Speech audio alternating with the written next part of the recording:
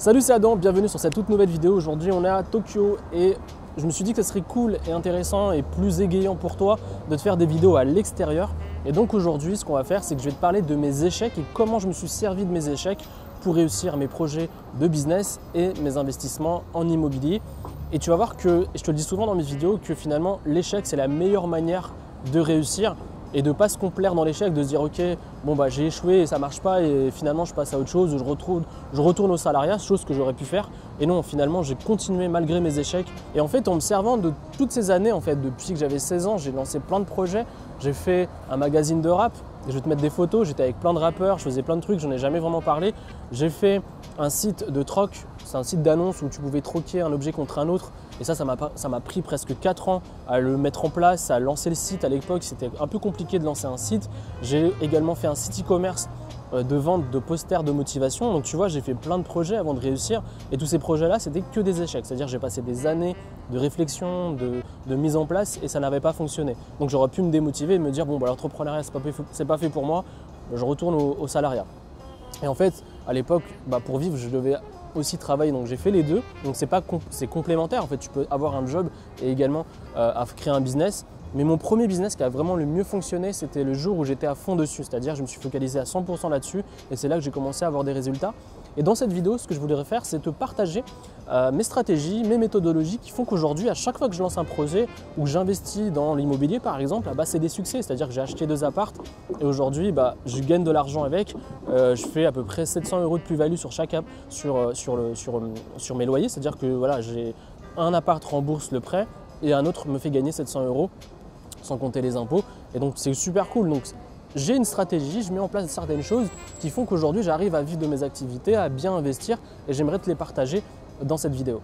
Première chose, et je te l'ai dit au départ, c'est que la meilleure manière de réussir, c'est d'échouer. C'est-à-dire que peut-être aujourd'hui, tu es face à un échec cuisant. Tu as lancé un blog, tu as lancé un business ou tu as fait de l'immobilier et ça n'a pas marché. Il ne faut pas que tu t'arrêtes à là, il faut que tu rebondis, il faut que tu retrouves la motivation et te dire pourquoi je fais ça.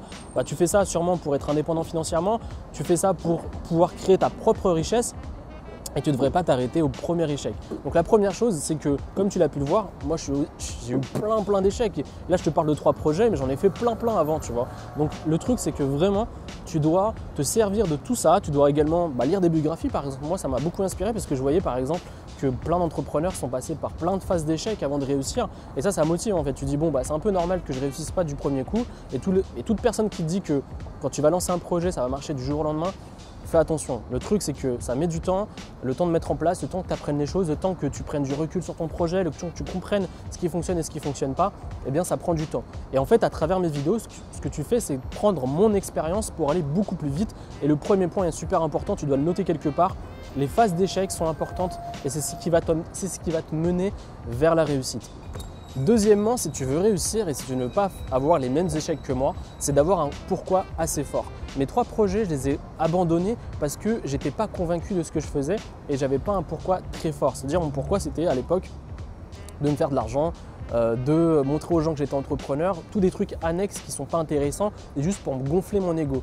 Le jour où je me suis focalisé pour apporter vraiment de la valeur aux gens et que j'avais un pourquoi assez fort, c'est-à-dire ne plus retravailler dans une entreprise et d'avoir la liberté, comme aujourd'hui je suis au Japon, je suis libre en fait, je peux faire une vidéo à n'importe quelle heure, je peux travailler quand je veux, je me lève quand je veux.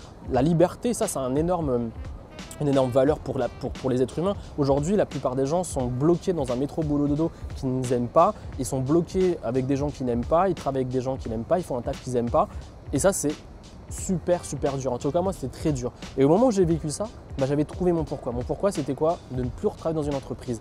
Et à ce moment-là, je me suis dit qu'est-ce que j'aimerais faire? Et c'est comme ça que j'ai construit et j'ai mûri l'idée de créer un business en ligne, de créer un blog sur le stress par rapport à ce qui me bottait sur le moment, c'est-à-dire me soigner avec des méthodes naturelles et je voulais partager mon expertise là-dessus. Donc trouver ton pourquoi, c'est super important. Peut-être que c'est le même que le mien, peut-être que tu veux gagner de l'argent pour subvenir aux besoins de ta famille, donc c'est ton focus. Peut-être que tu as eu des difficultés financières quand tu étais plus jeune et que tu dis ok, plus jamais ça, et je veux gagner de l'argent pour être libre et ne plus être dépendant de l'État ou être en manque d'argent. Donc plein de gens ont des pourquoi différents. C'est ce qui va te permettre de tenir et c'est ce qui va te permettre que malgré l'adversité, malgré les échecs, de continuer et de réussir ton projet de business. Quand je me suis confronté à l'échec, la meilleure chose que j'ai pu faire, c'est développer ma créativité, me dire comment je peux faire pour rebondir et réussir mon projet.